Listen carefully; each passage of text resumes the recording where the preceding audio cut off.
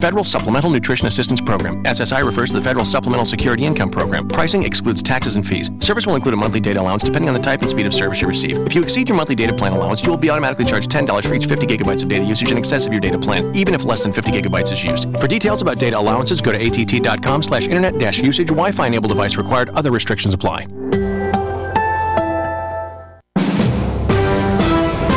NBC News Radio, I'm Jim Forbes. Senators are criticizing President Trump for withdrawing American troops from Syria and Afghanistan.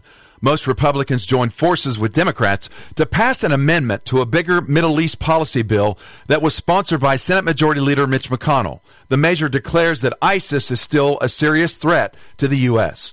President Trump says a new trade accord with China could be a very big deal. And now we're going to have a great trade deal with China if it all works out, and we look forward to it. It's going to be great for both countries.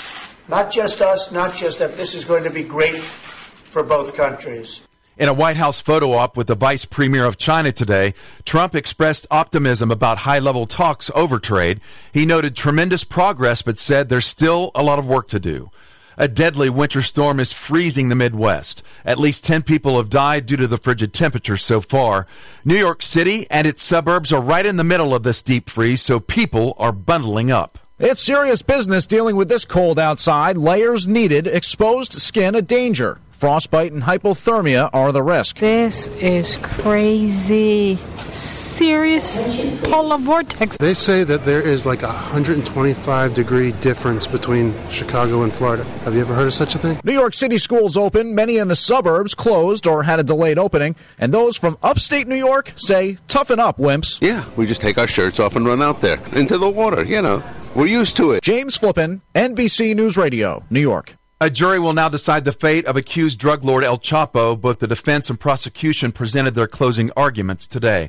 And the bass player for Pink Floyd wants all the musical acts performing during the halftime of the Super Bowl to take a knee on Sunday. He said it's in solidarity with former San Francisco 49ers quarterback Colin Kaepernick. Jim Forbes, NBC News Radio.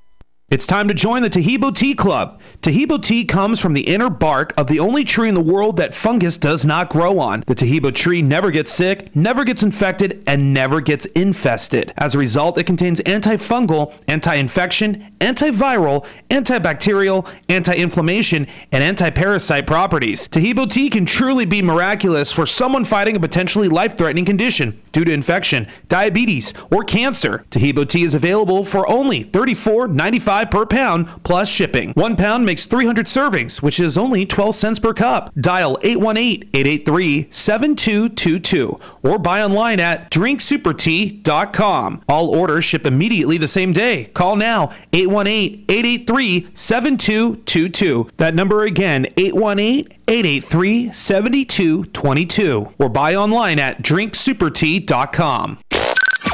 Miss your favorite show? Download the podcast at KCAAradio.com. Are you ready for a new experience? To see life from another point of view? New hope, new expression, new joy. This is your radio hour. Welcome to Viewpoint with Father John. And welcome, friends. You are tuned to KCAA Radio, 1050 AM, 102.3 FM, 106.5 FM, or on the World Wide Web at kcaaradio.com. This is Viewpoint with Father John. I am your host, Father John Reed. By the way, you can follow the show on Facebook at Viewpoint with Father John and also on Instagram. Our group is growing. We're over 1,000 people on Instagram. So join us. Every few days I put on a new inspirational video. It's just like 30 to 60 seconds, things for you to get through your day, some inspiration. I also get people who contact me through there. So absolutely, we'd love to have you join our family there on Instagram. All of God's children are endowed with extraordinary purpose and ability. I'm on a quest to help as many as possible in fully realizing their divinely inspired potential. Disposing a false narrative and embracing genuineness inspires clarity of purpose. My role is to help overcome self-imposed limitations in realizing one's spiritual potential. And brothers and sisters, Viewpoint with Father John is a listener-supported show. So you are the ones who keep us on the air each week. Please go to viewpointwithfatherjohn.com, click on the support button, and give what you can. I truly do thank you for your support. Also, I'd like to invite you to buy a copy of my book, Close Your Eyes So You Can See Me. The premise of this book is that we are all God's children and that we do not need more self-improvement. Rather, we need self-discovery. Close Your Eyes So You Can See Me is available on Amazon, Barnes & Noble, and most online bookstores. Get your copy today. And remember, if they're not carrying my book, are they really an online bookstore? I know that was cheap, but it worked. And tonight, it's a really exciting guest I have. I think what we're going to talk about is really important. Marie White is the author of 8 books, including the award-winning #1 bestseller, Strength for Parents of Missing Children, Surviving Divorce, Adoption, Runaway, and Foster Care. She is also a TEDx speaker, non-denominational Christian missionary, traveler, entrepreneur, and reaches over 500,000 viewers through her YouTube channel, Bible Stories for Adults. She owns, I'm going to mess this up, Zamiz, a publishing company. Marie encourages people from all walks of life experiencing a variety of struggles to know that there is hope. Marie, welcome to the show. Thank you, Father John. I'm so glad to be on. I'm sorry I screwed up the name of your publishing company. I'm dyslexic, and I felt the dyslexia come on as soon as I looked at it. I said, oh, this is going to come out well. Great. So how are you this evening? I was doing fine all day long, and then just before I got on with you, I had a frog in my throat and the hiccups. So who knows what will happen tonight. Well, we do miracle healings too, by the way. I'm just kidding. My engineer's looking at me like, don't push it tonight. I'll hit the dump button on you and keep the guest. So your book is very important. And thank you. As a priest and someone who's done a lot of counseling through the years, I've dealt with this topic a little bit, not as much as you have, and I want to say that up front. But I can remember I was a brand new priest, and I had a lady in my parish going through a divorce, and her ex-husband kidnapped their daughter. She had full custody, he didn't, and he went under the radar. And it turns out he went to Oregon for a few years, but he stayed under the radar, so nobody even knew who he was. And this child had medical issues. He had taken her off all these medications. It was just a horrible thing by the time the child was found. And I can remember sitting with this poor lady and the agony and all the questions she had for herself. Should I have done this? Should I have done that? How could I have prevented this? And some things are out of our control. And so I think your book is very important. So can we talk a little bit about how the book came about and what the strengths are for people who are going through this unspeakable tragedy? Well, Father John, I'm so glad that you've been able to experience some of that alongside someone that they had you to go to and to talk with, because it is something that you're never prepared for. No one can prepare you for that. So often people invite me onto TV and radio shows, and they always ask, can you tell something to the audience that will tell them how to prevent this? And I said, no. Right. We can't prevent the unexplained or just the things that happen to us. You can't prevent a car accident. You can't prevent these things that happen. And this parent that you were talking to was going through the unexpected and something you can't prepare for. Right. 4.5 years ago, our toddler was abducted. And it was not like the movies. It was in the movies. You watch Saving Private Ryan. The mother immediately falls to the floor, sobbing and fainting and that sort of thing. That is not what happens when it really happens to you. Right. You don't get to go into, oh, woe is me, my life is ending. You go into immediate, what do I do? How do I handle this? What do I do next? Do I call either the police or a private detective, or who do I call? What do I do? Like this mother that you talked with was doing. Right. You would become frantic and obsessed with trying to find your child. Yes, and that's not an overnight deal. I mean, she agonized for the entire time, and we're talking a few years before the child was found and returned. Every day was a nightmare. Yes, and a new nightmare. Yes. Because one day you're barely able to get a breath. I mean, it does hurt to breathe when you're in that much pain. And I can speak to it through my experience of living through that. But what's ironic is that people who have gone through other things, a loved one with cancer, a painful divorce, a bankruptcy, many different emotions, they're going through the same thing. Even though we all have different hardships that we're going through, the feelings are the same. The emotions are the same. The not knowing how you can take another breath, how you can get through another day, another minute, that's the same regardless of what kind of tragedy you're going through. Right. And there was no guidebook for us. Yeah, I think that's one of the reasons your book is so important.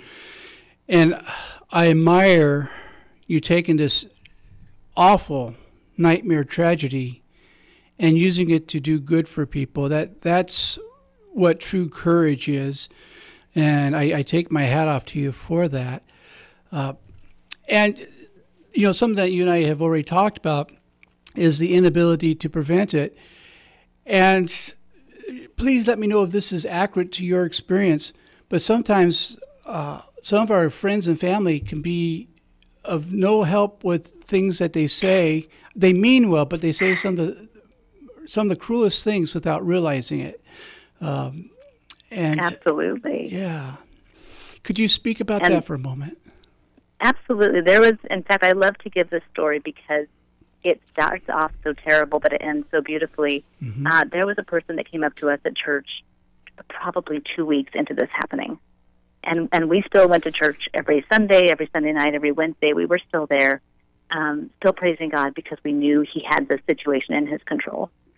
And one day, one of our friends walked up to us, more of an acquaintance than a friend, and said, "You need to stop hoping. Your child is not coming home." Oh, that hurts just hearing. It was devastating in that moment, but I am so thankful to God that He gave me the ability to see past the words. And in that moment, I was able to see that she wasn't saying, "Your child's not coming home." She was saying, "It is hurting me to watch you hurt as you hope each day that your child's coming home. Will you please stop hoping? Because it's killing me." And I was able to see that in her and not react like I wanted to react, like, how could you say that? And instead, I just kind of let it pass. And she became one of our biggest supporters. Even to this day, this woman fasts and prays for our child to be returned. She believes even more than we do that this is going to happen. Like, she has become the most incredible supporter for us. And I was able to have that because I did not react the way I wanted to in that moment and because I was able to see her heart. And I think that is super difficult when you're going through something hard because anything anybody says can be terrible. Certainly. And one of the things that used to drive me right up the wall, and it was well-meaning people, but when they say to this poor lady, "You just got to have faith." And she says, and you say, "I have faith. Faith is not my problem. I want my child back." And so, that's very painful. It is, and actually, it was funny because like a week later, and God really showed me this. About a week later, a friend said, just keep praying. She's going to come home, or he's going to come home. Your child is going to come home. And I just felt like screaming at her, "How do you know?" Right. And then I realized, okay, so it doesn't matter what anybody says. This is how I'm going to feel. Like it could be good or bad, and I'm still going to feel like screaming because I'm hurting so badly. Well, I equate that, and I know it's a different situation, but when someone's given a terminal diagnosis and people say, "Well, you just have to expect a miracle. You just got to keep calling on God." Well, how you know it's not God's will that you transcend this world? Right. Right. So, and I know people are well-meaning. Sometimes people say some of these things because they really don't know how to handle this type of situation. They don't know what to say or how to just be with you in quiet, loving support. And that transcends both the loss of a child, where it's through abduction, where it's through illness, divorce, all kinds of things. And people in America, we have a tough time dealing with raw emotion. We think we have to have an answer for it. Yes. And sometimes the answer is just to come alongside somebody and just be present with them. Has that been your experience of what's helpful? Absolutely. And I really encourage people in the book to, if they're reading it to help a friend, just to say, let's go for a walk. They don't have to talk if they don't want to. They can if they want to, but get us out of the house. Get us out of looking at the four walls and going on the computer trying to search. Just get us out of the house into fresh air and some sunlight, because we're dying inside. Oh, beautiful. That's beautiful. Now, when you're writing the book, was it somewhat cathartic, or was it more painful each time you typed out a new page and tried to explain some of this experience? Oh, my goodness. So many people have asked me, was it therapeutic for you to write this? And I wanted to say, no! That's why I asked it the way I did. Terrible. I know, you were so good at the way you asked it. But, really, I cried every single day as I wrote this. Yes. Every single day, because I had to go back to day one and think, what would I have needed to hear on day one so that I could make it to day two? And then jumping to, month one, what would I need to hear at month one? What did I need at month 4? What did I need to hear to keep going? And that was just horrific. But I think at the end of it, once it was done, and then I got to see the impact on people, it was probably very therapeutic. Oh, yeah. But while you're in the middle of it, it'd be hard to be therapeutic, because you are reliving the emotion when you haven't stopped living the emotion in the first place. I know it sounds like an oxymoron, but only someone who's gone through it can understand what that's like. It's like trying to explain the flavor of vanilla ice cream to someone who's never had vanilla ice cream. We can tell you the ingredients, we can tell you the temperature and the color, but until you taste it, you really don't know what vanilla ice cream is. And I think that's the same with what you're experiencing with this pain. Would you agree with that? I think that's a beautiful illustration. That is exactly what it is. So, because there's no way of describing what it is you're living through. And it's amazing. When I went to do the marketing for the book, it's when I really started finding out about other people going through similar things. See, I thought I was writing a book for families like ours, families where their child had been abducted. But as I started, the end of the book was coming, and I was learning how to market and do that sort of thing, I started joining these online Facebook groups for parents who had a family abduction or a nasty divorce, and the one parent was keeping the children from the other or had moved them out of the country. Families who were going through runaways and families that had their children taken into foster care.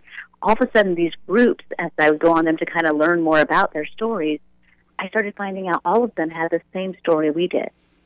It was the same emotion. They're not knowing where your child is, whether they're safe, who has them, what's happening to them. How do you control the thoughts you're having as you're laying in bed and your mind inside is screaming at every imagining of every terrible thing that could be happening to your child? And as I began to...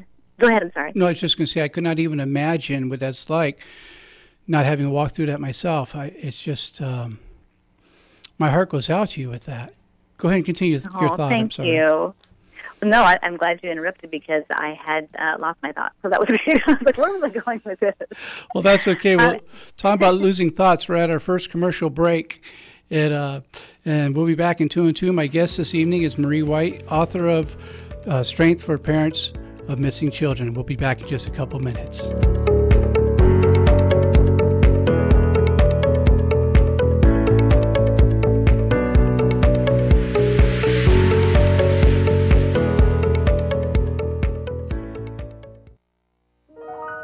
The loss of a loved one is one of the most challenging experiences in a person's life. It's hard to know where to turn to make your loved one's final arrangements. Jesse Ruiz at Personal Funeral Planning in Ontario will treat you and your loved one with the respect you deserve. Jesse served in the Marine Corps in Desert Storm and understands what it takes to provide loyal, personalized, and empathetic service to those who need it most. The families of Michael Jackson, Brittany Murphy, Ed McMahon, and many others have trusted Jesse to provide them with the highest level of service and support. To work with Jesse, call 909-762-4027, 909-762-4027, or visit their website, www.4pfp.org. www.4pfp as in personalfuneralplanning.org. Jesse Ruiz and Personal Funeral Planning, Veteran-owned and operated, helping you plan a personal, lasting tribute for your loved one. www.4pfp.org. Here's your community calendar for KCAA. The Tales of the Brothers Grimm, an IMPS production, is happening at Cal State University San Bernardino from February 7th through the 10th. This is a minimalistic production of 3 of the Brothers Grimm fairy tales performed in the round for children of all ages. You can join them as they perform Town Musicians of Bremen, The Elves and the Shoemaker, and The Tree of Life for 1 week only with a rotating cast of actors. The dates are February 7th through February 10th. February 7th, 8th, and 9th all start at 8 p.m. and February 10th starts at 2 p.m. Located at 5500 University Parkway, San Bernardino. Tickets available at vendini.com. And that's a look at your community calendar for KCAA.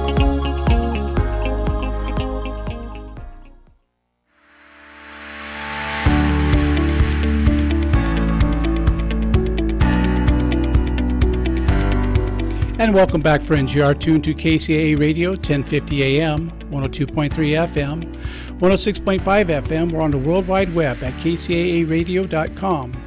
This is Viewpoint with Father John, and I am your host, Father John Reed. Again, I want to remind you that this is a listener-supported program. If you please go to viewpointwithfatherjohn.com, and Father is spelled out, and click on the support button. You can help keep us on the air, and I thank you for everyone who's been doing it.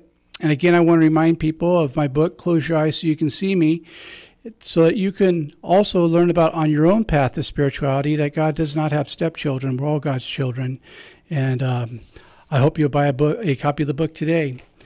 Tonight is probably one of the most important shows I've ever had. It's one that's close to my heart, and one that if you don't feel something, I think there's something seriously wrong with you. And I don't say that to be demeaning of anyone. My guest this evening, again, is the author of the book, Strength for Parents of Missing Children, Marie White. And Marie, welcome back. Thank you. And, every time I mention to one of my friends or colleagues, which can be really 2 separate categories, about what the show was going to be about tonight, every one of them said how important they felt it was.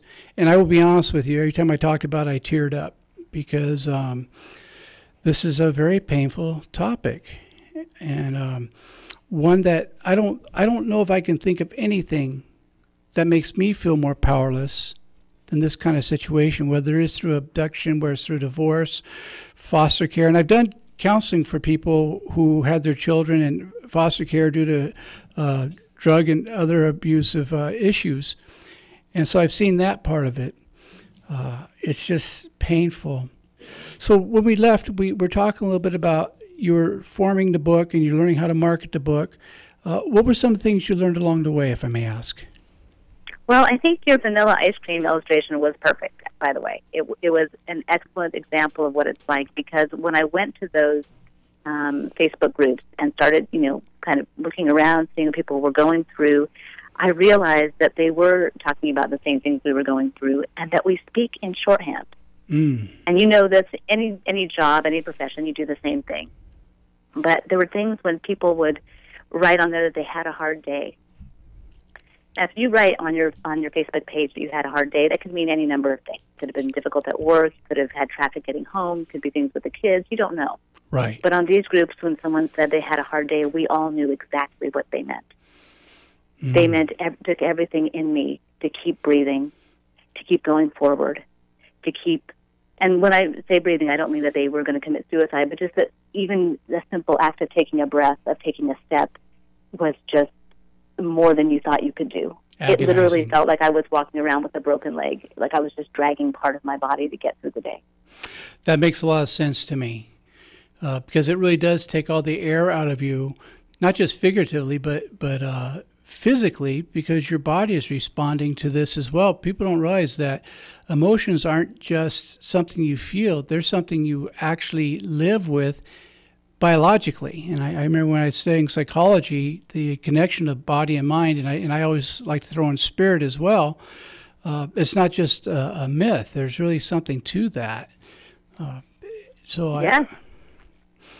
Well, and your guest that you had Elizabeth Preston on. Yes. And I loved her advice on journaling with the opposite hand, because in my book I actually do something kind of bossy. I'm the oldest child in the family, and so bossy comes easy. So as an adult, I try not to be so bossy. Oh, I love that. So I wanted to write this book and be like, well, if you want to, then please, or you could try. And then I was like, no, what did I need in that moment? I needed somebody to be bossy to me. I needed someone to walk in and say, eat, go to sleep, take a shower, do these necessary things. I needed someone to help me because my brain was fried thinking about my child. And so in the back of the book, I actually have daily checklists for the first 4 weeks to help people going through trauma like this to be able to do some things that are a little bit outside the norm. And one of the things I recommend to do that Elizabeth was talking about was to learn a new skill.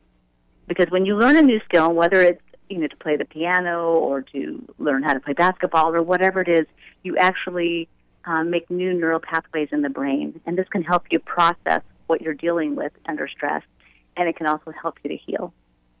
Yes, that is exactly right. And Elizabeth is a good friend of mine. In fact, in a few weeks she'll be back on the show, and we're planning some workshops together. And the learning of new stuff is so crucial. I couldn't say it any better than you did. So when you're putting this book together, how was the family with this? Were they able to be supportive, or were they in so much pain that everyone was just trying to do the best they could at the moment? I think we all handled things very differently, and my husband has handled it very different than myself. Our other children have handled it very differently. And then there are times when we can come together and talk about things and process them, but mostly we all handle it in our own way, which is hard because we all want to handle it in the same way. I want them to handle it like I do. They want me to handle it like they do. And it doesn't work like that. And it can actually tear families apart, as I'm sure you've seen when people grieve differently. Yes. In fact, perfect segue. That was what I was going to go into right now is, what I've watched is that it can actually take families that have been very loving and split them apart. Death can do that too. Many different things happen with that. And, I work with a lot of people in 12-step recovery, and one of the things we talk about is when two people have been going to the same group break up, how do you split up the friends? And it's that way with divorce. Has any of that happened in your experience with different parts of the family that thought you should be doing this, feeling different things than you're feeling, handling it differently? No, and that's been a complete blessing, because I really feel like we are right exactly where God wants us to be. That there is a reason that we've gone through this, that there is a reason that this particular child that was taken, and in order to keep my child's privacy, I don't talk about whether it was a girl or a boy, that sort of thing. Right. I feel like we were all exactly where we needed to be when it happened. This didn't happen due to negligence or anything like that, so it wasn't that kind of a situation. Would you please so we didn't have that. Would you please say that one more time? I'm sorry, because I didn't mean to interrupt you, but I think that's a very important point. This was not due to negligence. Right. It wasn't that we weren't watching our child and, they went out on the street and were kidnapped that way. It was nothing like that. A lot of parents are dealing with it where it's not negligence. Yes. I'm sorry I had you repeat it. It's just that I think that's so important, because people don't have to know very much to make harsh judgments. And I think about that one lady we opened with, and I won't say her name out of her privacy, but she got so much of that. And I knew this lady very well. She was doing everything right. And it still happened. Yes. And there were people who would play 20 questions with her. Well, did you do this? Did you anticipate that? Did you think that this could have happened? And it's like, she's in agony. She did everything she could. Sometimes we're just powerless over things that take place. And yes. And I think those questions, too, because, I've asked questions like that to other people about other things, but I think we do that a lot of time to make ourselves feel better. Like, people will ask me, well, do you have other children? And I'll be like, yes. And they're like, okay, good. I'm thinking that doesn't make it better. Which one of your children would you like to have abducted? Oh. It doesn't. That's not a helpful. They're trying to make themselves feel better. Like, I don't want to feel terrible for this woman. I want to know that at least she has something else in her life. Oh, she has other children. It's okay. And they don't realize they're doing it. Right. Just like I was talking with a lady about that one time, and she said, yeah, when her adult child died, she said at the funeral, people kept coming up to her and asking her, well, was he the believer? Oh, goodness. And he wasn't. And so every time someone asked, it was a knife in the chest. And I thought, how have I done that before? I may have asked that before. I think that's one reason at almost every funeral I preside over, and I do a lot of funerals. I always make sure I mention that God doesn't have stepchildren, that we're all God's kids. And I get that a lot with people who leave by suicide.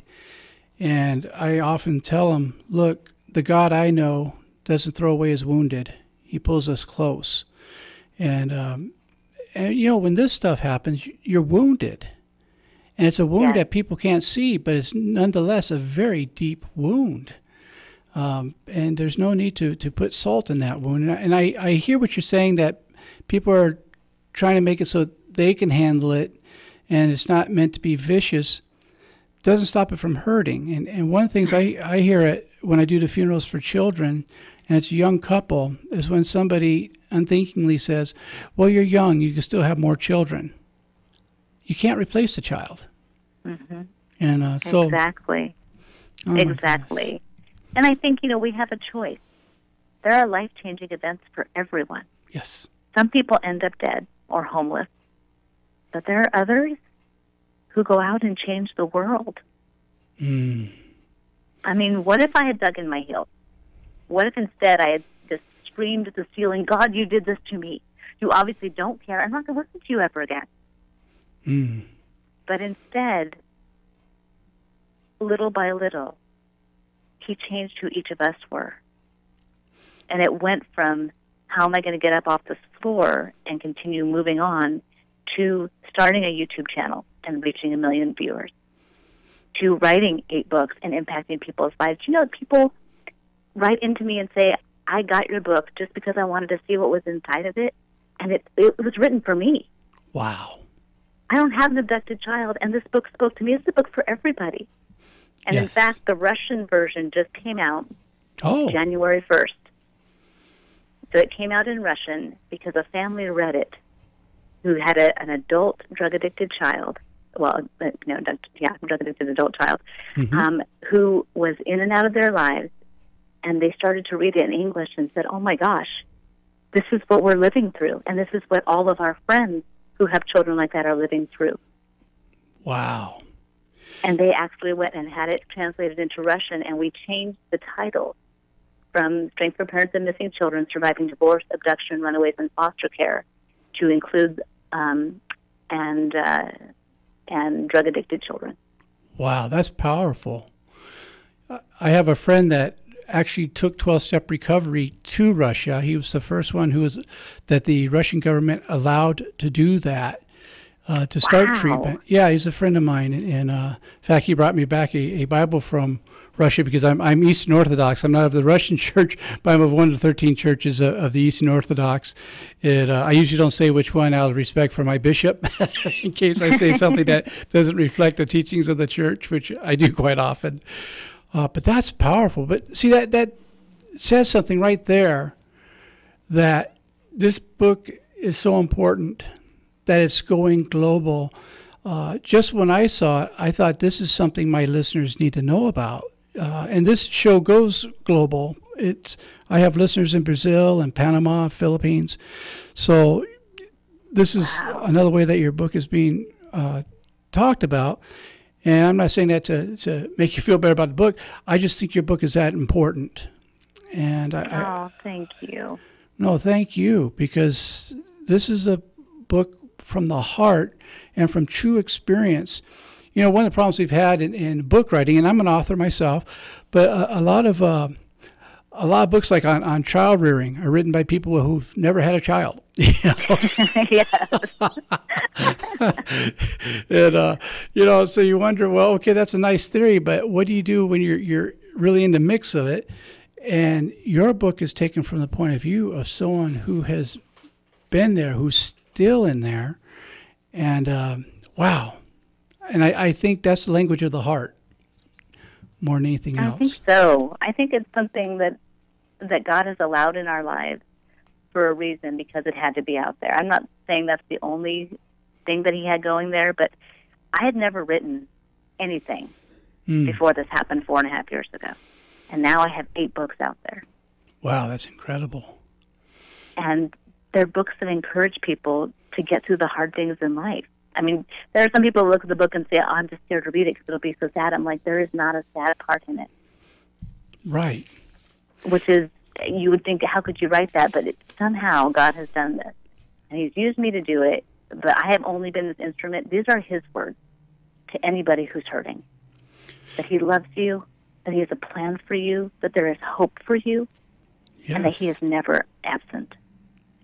Well, one thing that, and just reading some of the stuff that you shared with me and the wonderful email you sent me, and it was really wonderful, is that you're trying to help people know that there is hope. And I think that's the greatest gift we can give to another human being, is that gift of hope, particularly in the middle of a tragedy like this. You know? Absolutely, because we need that.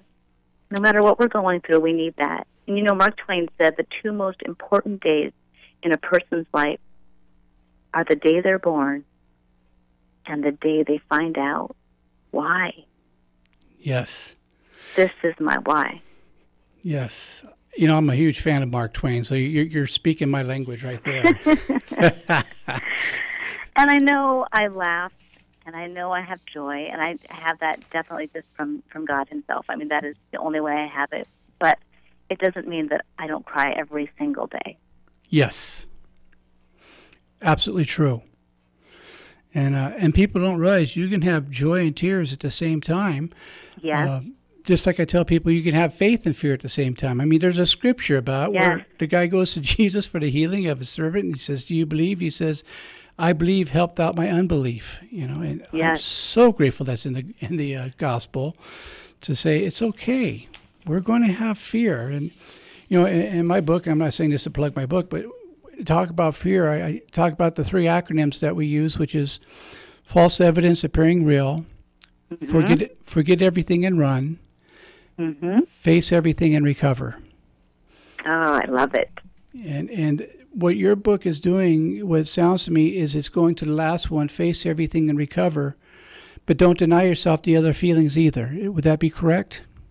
Absolutely. And I've heard families say that on those groups. I've heard people say, I laughed today, and I immediately stopped because if my child's not laughing, I can't laugh. And I was just like, no, please don't do that to yourself.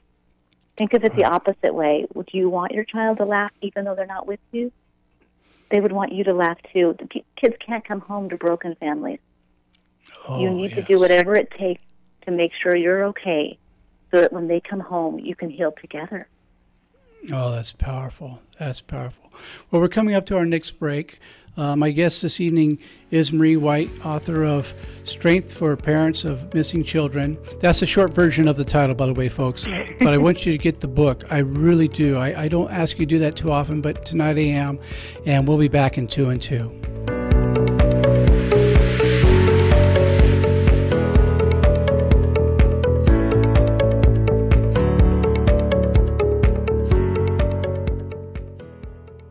KCAA Loma Linda, 1050 AM, K292 FQ Riverside, and K293 CF Moreno Valley. The loss of a loved one is one of the most challenging experiences in a person's life. It's hard to know where to turn to make your loved one's final arrangements.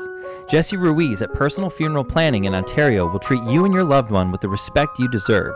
Jesse served in the Marine Corps in Desert Storm and understands what it takes to provide loyal, personalized, and empathetic service to those who need it most. The families of Michael Jackson, Brittany Murphy, Ed McMahon, and many others have trusted Jesse to provide them with the highest level of service and support. To work with Jesse, call 909-762-4027, 909-762-4027, or visit their website, www.4pfp.org. www.4pfp as in personal funeral planning.org. Jesse Ruiz and Personal Funeral Planning, veteran-owned and operated, helping you plan a personal, lasting tribute for your loved one. www.4pfp.org. From the KCAA Weather Center, I'm Glenn Anderson. Your forecast for this evening calls for showers with mostly cloudy skies and overnight low around 46 degrees. Moving into Friday, still a chance of rain, but not till after 4 p.m. Otherwise partly sunny and a high near 62. However, rain likely Friday night and moving into the weekend. I'm Glenn Anderson, broadcasting live from the Tri-City Center at the 10 and 210 freeways with a trifecta of talk in Southern California. KCAA 102.3 FM Riverside, 106.5 FM Redlands, and The Legacy 1050 AM Loma Linda, San Bernardino.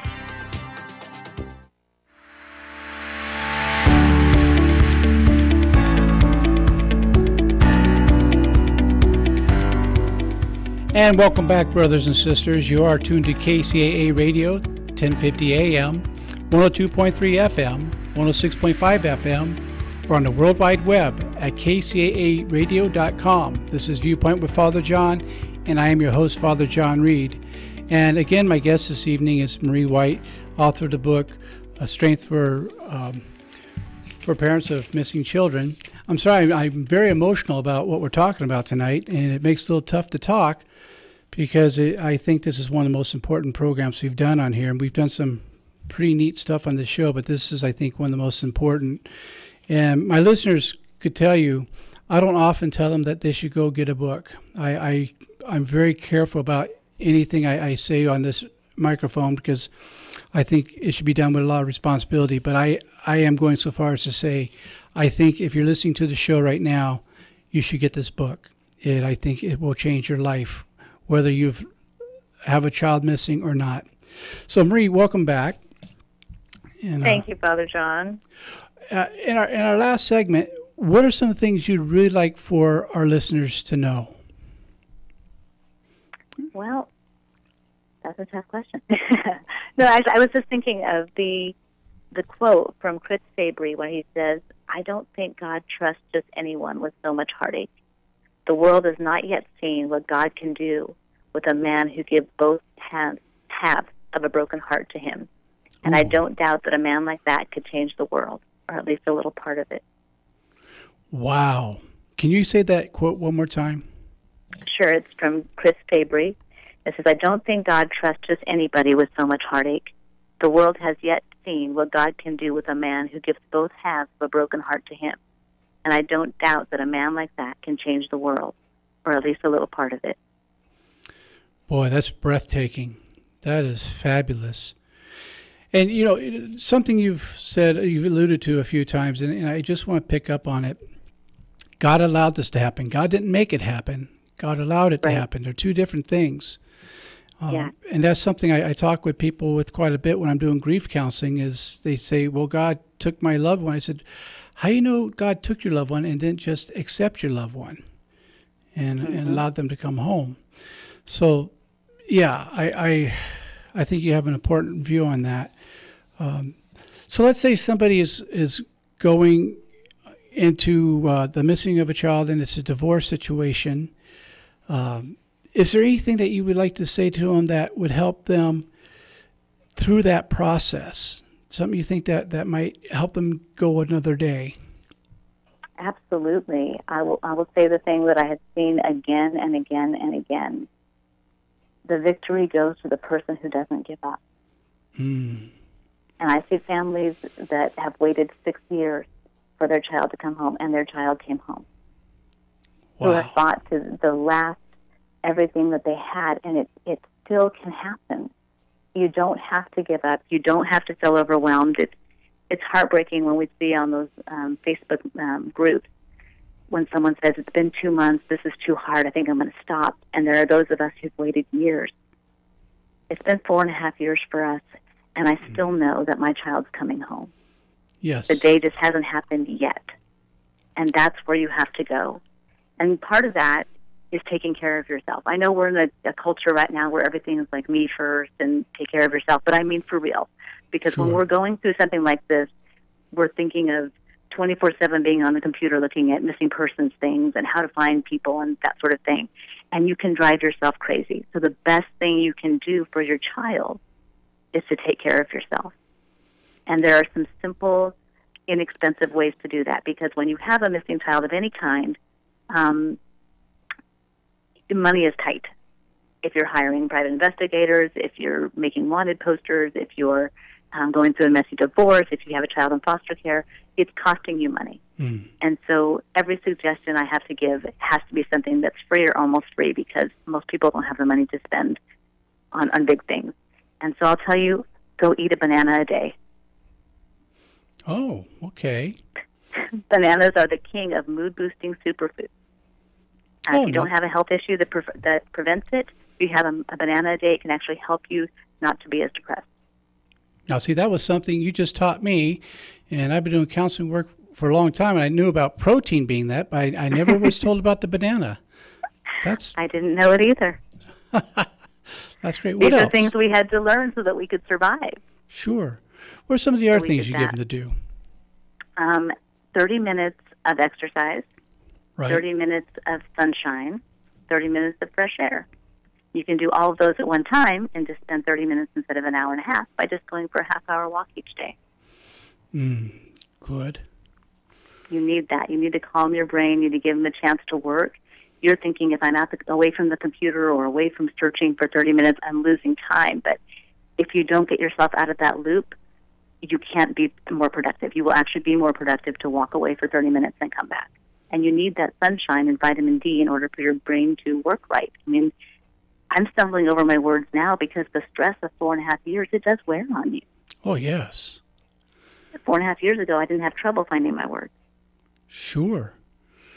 Well, one thing that I had to do with this woman I talked about at the beginning of the show was actually make a checklist or sort of a schedule to eat, to do the dishes, to vacuum, to go out and exercise, as you said. And they may seem like small things, but when your world has been torn apart, the smallest thing can be overwhelming. Is that correct? That's absolutely perfect. I'm so glad you told her that, because that's part of the new lifestyle you have to live when you go through something like this. And another thing you do is you put yourself on a laughter diet. And again, this is all outlines, and I have to remember everything. But it's in there where it talks about you have to go on a laughter diet. I literally had to put on comedies and comedians and watch those over and over again because my body needed the endorphins from laughing so that I could handle the stress we were under. Yeah, that's powerful. And that makes a lot of sense when you think about the oxytocin and that gets stirred up with that and the serotonin and dopamine. Yeah, I couldn't argue with that a bit. I think that's absolutely sound. You know. And now people don't have to find that out like we'd had to do in the moment, where I'm going, wait a minute. We were foster parents for years and years, and we took in a lot of traumatized children. And so it took me 3 days because of the trauma. Obviously, I'm not going to say that I was too dense to figure it out until 3 days in, that we were going through trauma. Sure. When you're in the moment, you just don't realize that's what you're dealing with. And after that point, I was like, oh, that's why I can't eat anything. That's why I can't think straight. That's why I can't sleep. Like, I needed to realize that so that I could fix it. Sure. And part of that was, how do you get food into your stomach when your nerves are so tight, like a football player or a gymnast vomits before a game? That's how we feel. And I couldn't get food past my lips. Right. So I had to learn how to get things like liquid yogurt or soups that I could chug really quickly. If I can get them past the lips, I could do it okay. Yes. Well, and it's a little bit like Elizabeth Kubler-Ross's steps of grief. The bargaining, the denial, the anger, the depression, the numbness. Absolutely. And I'm guessing you're familiar with Grief Share? Yes. But go ahead and talk about that. Well, just that they talk about in that how that would be really nice if that was the way it all worked. If it went in a nice little linear pattern, and that's what you go through, but it's this tangled web.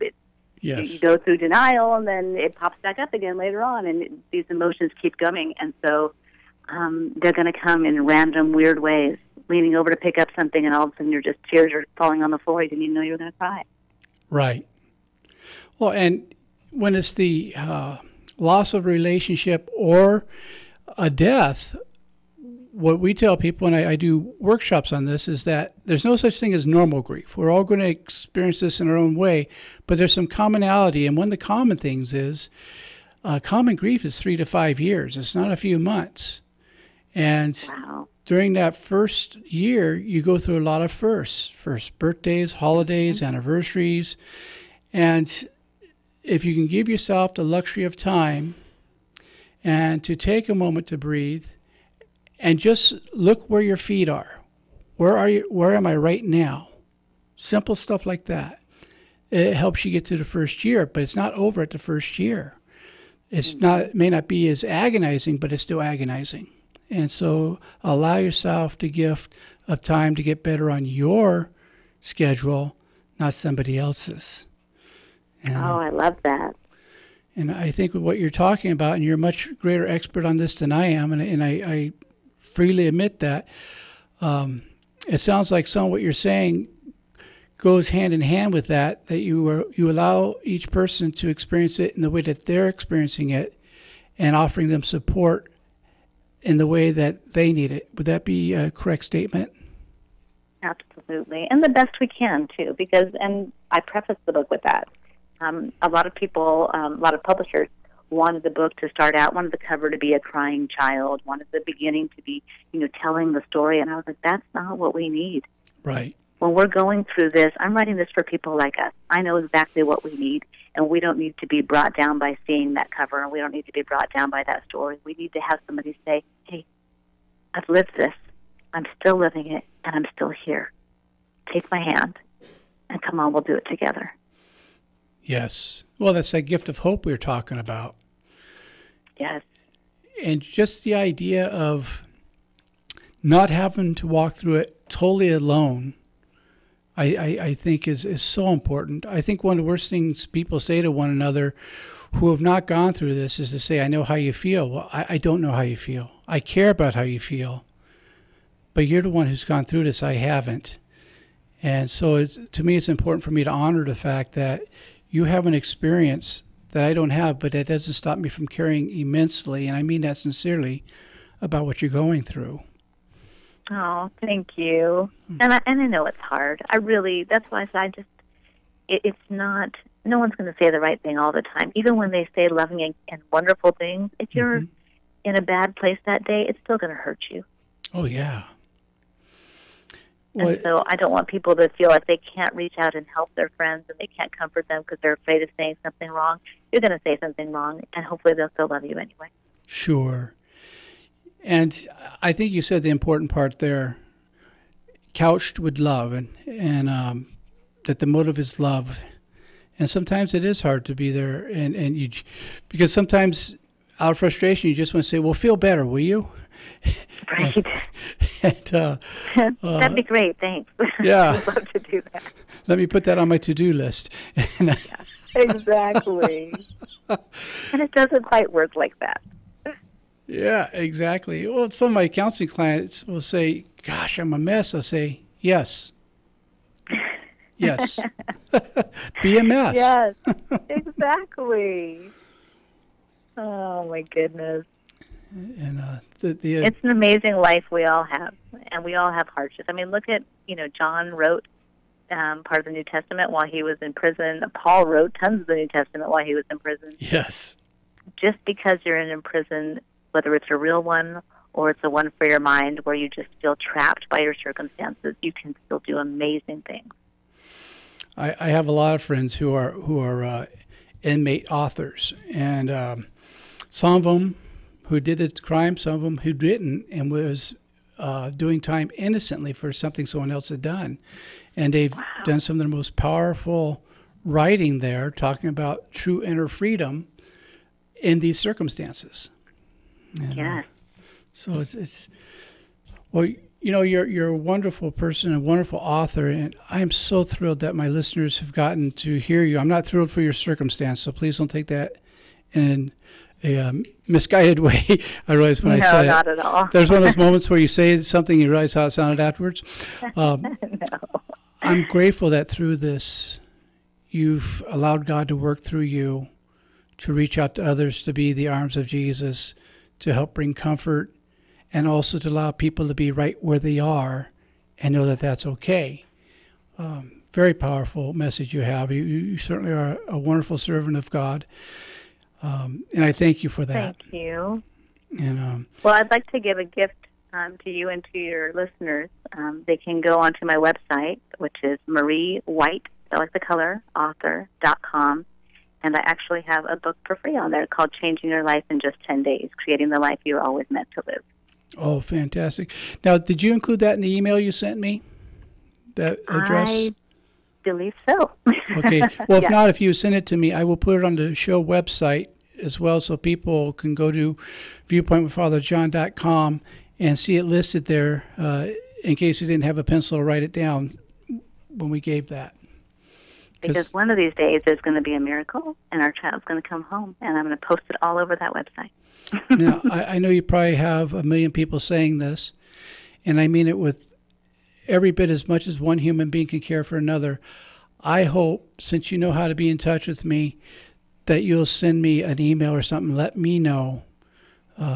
Because if it's okay, your family, including your child, is on my prayer list for all of God's love and blessings. Absolutely. I will definitely let you know when that day comes. It's coming. Well, I appreciate that. Well, thank you for being on the show tonight. And again, to my listeners, this is Marie White, author of Strength for Parents of Missing Children. Please go to wherever your book source is, get a copy of this book. Whatever you're going through, my experience has been on just what I've read of it will really help you a great deal. And I hope you'll come back again and be a guest at another time and up in a few months.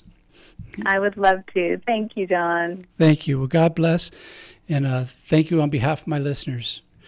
Well, ladies and gentlemen, just a few things before we come to the end of this. As some of you know, I've had a guest a few times by the name of Dr. John Smith, who's become a good friend. And I thought you might like to know, we're putting together some workshops. And some are going to be on male spirituality and male initiation, going from being a boy to a man, and developing that. And so I'll be giving you more information on this as time goes on. It's an exciting thing. I'm thrilled to be working with him. And again, I thank you for allowing me to come into your home for this hour this week. And if nobody has told you that they love you, let me be the first. I look forward to being with you again next week on Viewpoint with Father John. God bless.